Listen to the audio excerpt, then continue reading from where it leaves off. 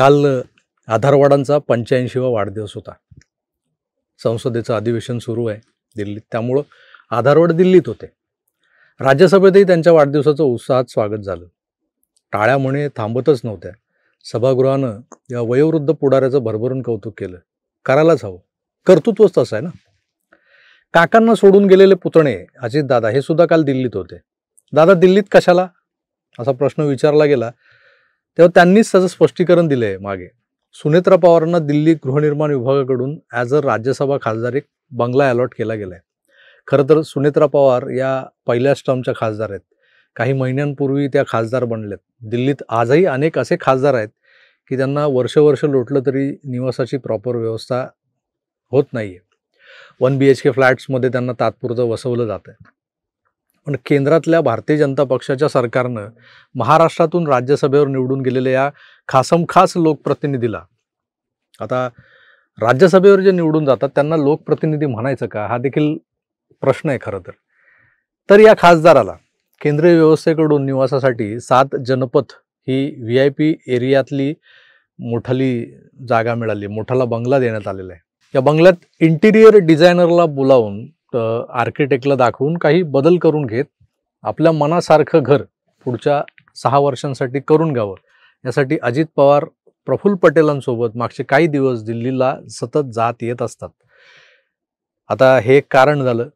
मग दिल्लीत ते अमित शहांना भेटतात का, दिल्लीत ते मोदींना भेटण्याचा प्रयत्न करतात का, की दिल्लीत ते आणखीन कोणाला तरी भेटत असतात. या भेटी राजकीय असतात का नाही, हे घरासाठी चाललंय सगळं. घर दुरुस्त करायचंय, रिनोव्हेट करायचंय. दिल्लीतली घरंही खासदार लोक अधिवेशन सत्राखेरीज खरंच किती काळ वापरतात असा जनसामान्यांना प्रश्न पडत असतो. पण ज्यांचा दिल्लीत वेगवेगळ्या मंत्रालयात सततचा राबता असतो, लायझनिंगची कामं असतात.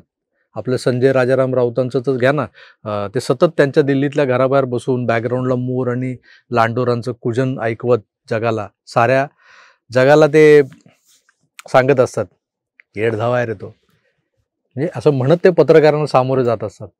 तर तुम्ही संजय राऊतांची जर पत्रकार परिषद दिल्लीतल्या घरातली जर नीट कान देऊन ऐकली तर मागे तुम्हाला ते कुजन ऐकायला येत असेल मोरांचं. कारण राऊतांच्या दिल्लीतल्या बंगल्याच्या आवारात मोरांचा वावर आहे हे त्या आवाजावरून कळतं आपल्याला.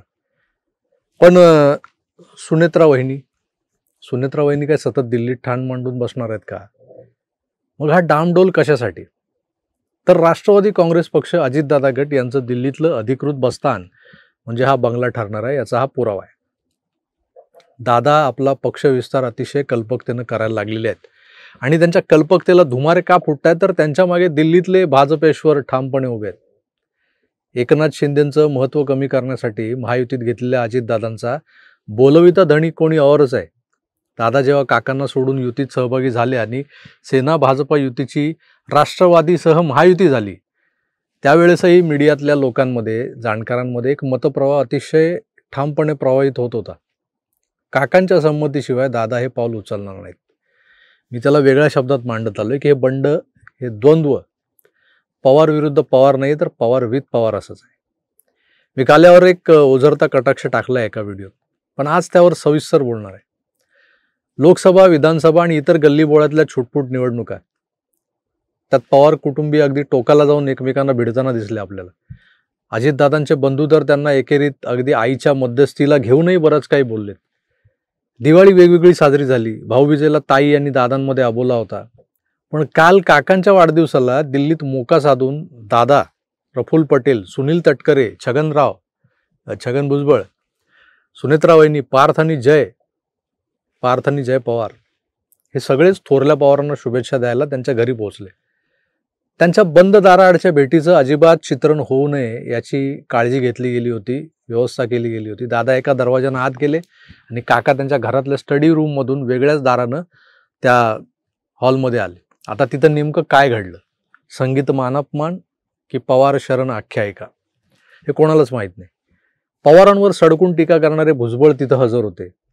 खुद्द अजितदादा जे मागच्या काही महिन्यात आपल्या काकांकडे ढुंकूनही बघत नव्हते. अनेकदा या काका पुतण्यांना एकाच मंचावर यावं लागलं होतं मागच्या काही महिन्यात.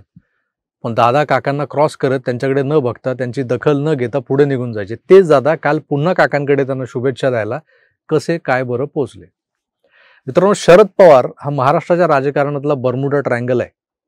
भाऊंच्या तोंडून तुम्ही 100दा ऐकलं असेल. या बर्मुडा ट्रायंगलच्या संपर्कात जो येतो तो बुडतो.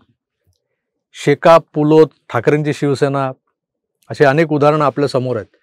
भाजपा या बर्मुडा ट्रायंगलच्या विळख्यात फसणार नाही, कारण हा काही प्रादेशिक पक्ष नाही. आणि आता तर मोदींसारखे, अमित शहांसारखे चाणक्य नेते हा पक्ष चालवत आहेत. त्यात महाराष्ट्र देवेंद्रजींच्या हातात आहे. हा देवेंद्र 100 शरद पवार कोळून प्यायला मुरब्बी नेता आहे असं म्हणतात बुवा. पण शरद पवार त्या भारतीय जनता पक्षाला आपल्या भिंगरीत खेचू शकत नाहीत, हे त्यांना देखील माहिती आहे. आणि त्यामुळंच त्यांनी आपल्या भोवतालचे इतर प्रादेशिक पक्ष संपवण्याचा विडा उचलला. त्यात ते यशस्वी देखील झालेत बऱ्याच प्रमाणात. पण ठाकरेंना संपवताना भाजपने एकनाथ शिंदेंना मोठं केलं. ते शरद पवारांच्या पुढच्या प्लॅनिंगच्या आड आलंय. तेव्हा आता शिंदेंकडे असलेली शिवसेना कमकुवत करण्याचा ज्यांचा कोणाचा मानस असेल, त्यांना खुल्या दिलानं मदत करायला शरद पवार पुन्हा सज्ज झालेले दिसत आहेत. मध्यंतरी त्यांनी तत्कालीन मुख्यमंत्री एकनाथ शिंदेंच्या 2-3 वेळा भेटीगाठी घेतल्या. नेमकं काय काम होतं माहीत नाही, पण हातात फायली असणं हा शरद पवारांचा ट्रेडमार्क आहे. त्या फायलींमध्ये काय दडलं होतं तेही कोणाच्या बापाला कळलेलं नाही. पण महाराष्ट्र अस्थिर करणारा जरांगे फॅक्टर ज्यांनी उभा केला आहे, ते सो कॉल्ड मराठा नेते शरद पवार महाराष्ट्राच्या मराठा मुख्यमंत्र्यांना का भेटले? बंद दराड त्यांच्यात काय चर्चा झाली? फडणवीसांना टार्गेट करणारे मनोज जरांगे एवढे पॉवरफुल कसे झाले? शिंदेंचे मराठा मंत्री या जरांगेंना का अधूनमधून भेटायचे? रात्रीच्या अंधारात कोणाच्या भेटी व्हायच्या जरांगेसोबत? या सगळ्यांपाठी शरद पवारच मास्टर माइंड आहेत आणि ते शिंदेंना वापरून घेत आहेत, असाही एक मतप्रवाह मीडियातल्या काही पवार पोषित पत्रकारांनी व्यवस्थित पसरवला होता. त्यामुळे एकनाथ शिंदेंचे जे नुकसान झालंय ते किती मोठं आहे आणि हे नुकसान नेमकं काय आहे हे मी तुम्हाला सांगायला नको. आमचे चाणक्य प्रेक्षक हुशार आहेत, जाणून आहेत काय झालंय ते. आता शिंदे नाराजीचा सूर लावून बसलेत, पण त्यांनी मध्यंतरीच्या काळात एका राजकीय भस्मासुराला आपल्या जवळ येऊ दिलं, इथंच त्यांचं चुकलं होतं. निवडणुकींचे निकाल लागल्यानंतर शिंदे पवार एकत्र येणार आणि सरकार बनवणार असंही एक नरेटिव्ह पसरवलं गेलं होतं. हे नरेटिव्ह घात करून गेलंय. पण नरेटिव्ह पसरवलं कोणी? लोकसभेला जे जिंकले ते विधानसभेला हरले कसे? पवार कुटुंबीय जे मागच्या 1 वर्षापासून एकमेकांना पाण्यात पाहत होते, ते आज अचानक दर्शन, आशीर्वाद, नमस्कार, चमत्कार, काका पुतण्या, आजोबा नातू, सून सासरा अशा नात्यांच्या बंधनात पुन्हा कसे काय बांधले गेले? काही लोक या प्रकाराला राजकीय वैरभाव असतानाही संवाद कायम ठेवणं ही महाराष्ट्राची परंपरा आहे वगैरे वगैरे सांगू लागलेले. पण शरद पवार हे वयाच्या 85 देखील स्वस्थ बसलेले नाहीत आणि त्यांनी शिवसेना संपवण्याचा जो विडा उचलला आहे तो पूर्ण केल्या बिगर राहत नाहीत असं दिसतंय.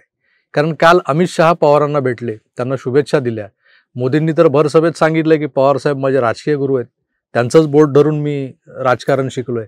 आता अमित शहा पवारांच्या गौरवार्थ काय विधान करतायत हे पाहणं रंजक ठरेल. म्हणजे त्यांनी काल काय केलं असेल. पवारच महाराष्ट्रातले खरे पॉलिटिकल बॉस आहेत हे दाखवण्याची एकही संधी स्वतः पवार सोडत नाहीत, कारण त्यांना ते ऑब्सेशन आहे मीडिया सेंट्रिक राहण्याचं. आणि अशी वारंवार ही संधी ना त्यांच्याकडे चालत येते. अगदी पवार संपलं असं वातावरण निर्माण झालेलं असतानाही हे देखील चमत्कारिक आहे.